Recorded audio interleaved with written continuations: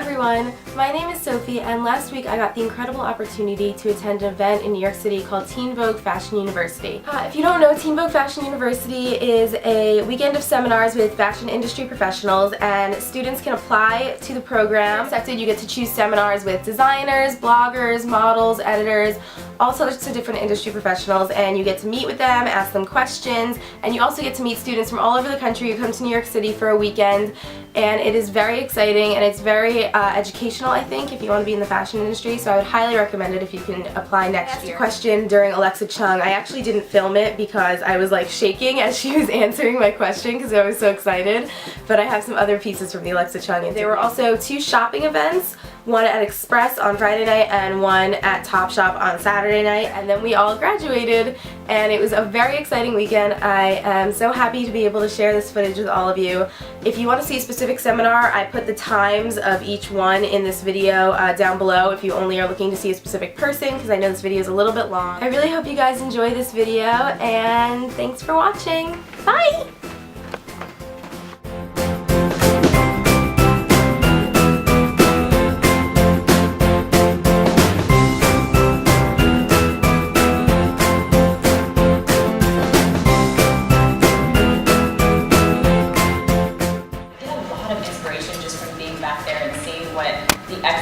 Backstage are doing, seeing what's going down the runway, and I think my job is to sort of figure out how to translate what's happening there for a real girl and her real life. Looking at you guys, I get tons of inspiration from real girls on the streets, from events like this, and Instagram. There's something that Grace Coddington said in the September issue that sort of touches on the base. We have so much at our fingertips with Instagram and whatnot and social media, but there's something also to be said about keeping your eyes open, and she has that comment in Paris about looking out the window and always looking, and how young people aren't really ever looking as much anymore. And there's something about keeping, because there's so much everywhere that's so inspiring, and we all have to kind of teach ourselves to be more aware. Top advice to you, learn as much as you can at school. Definitely all the things you've been hearing, intern, get out there, talk to people, but stay flexible.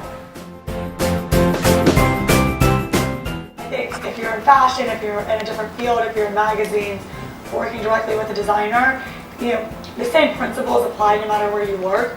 So I think it's just, you know, getting out there, getting as much experience as you can.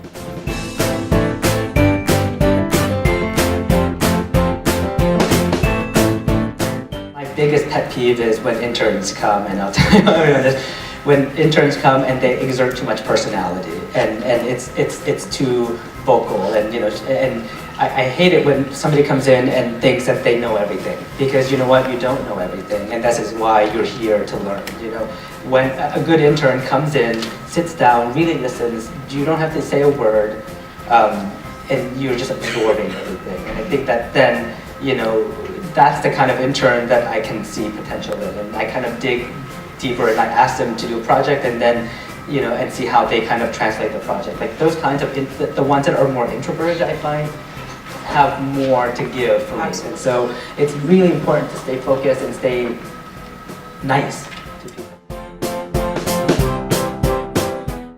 Just through modeling and having to understand how to make clothes look good and how to carry yourself in an image, I just had more of an appreciation for, you know, the architecture of clothes and how they are used to transport people into a different, you know, way of thinking, and how they can change you as a person. You can feel differently about yourself through expressing yourself through, you know, items of clothing. So that's when I discovered their power, and I just had a newfound respect for the industry as a whole. I'd hate it if the whole world dressed like me. How boring.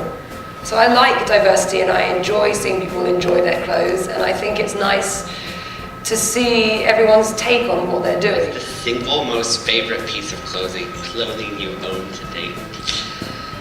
Literally denim hot pants. I have one pair of denim hot pants that I'm obsessed with, that I got in a charity shop in South London for £5 when I was 19. And I didn't take them off for a decade, and this summer, they split.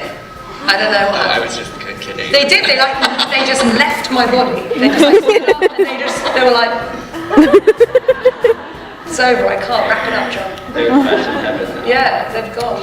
It's sad, but I did say that I'm about to turn 30 and I was like, I don't know, can you wear hot pants after 30? I was like, no, that's disgusting, and now I am. I'm like, yeah, you can. I take pictures every day in order to share some of my photographs, and I draw weird things. And also, I think that is the point. If you just see me in magazines, I'm always just standing there with legs crossed going like, and I suddenly felt like I was really boring, or I looked very serious, and I think I wanted a chance to express myself and, I don't know, just be weird.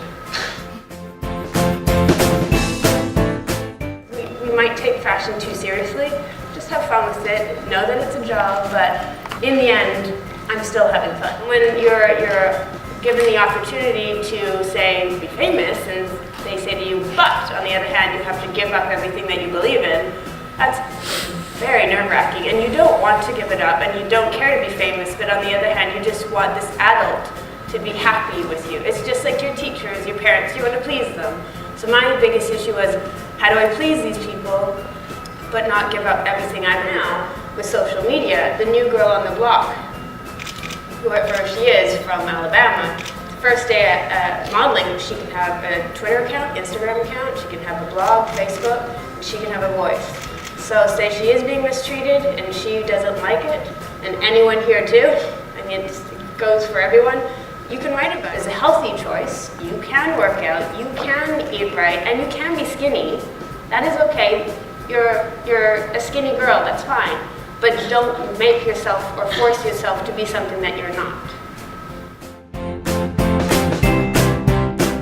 And I think part of beauty that's great is that we're always changing, like women, and we're always, you know, growing and changing and evolving. You're finding your taste and you're finding your style and you're finding what works for you, and you're having moments. And you know, I think it's sort of like an endless, it's endlessly fascinating, I think. There's a much less structured idea of beauty, and women don't have to conform, they don't want to conform, and I think there's a much broader range of what's considered beautiful. You all grew up with social media, so you'll probably disagree with me, but when the Kardashians are a standard of beauty, or chic, I think we're in big trouble. The advice is just don't give up. Meet as many people as you can, and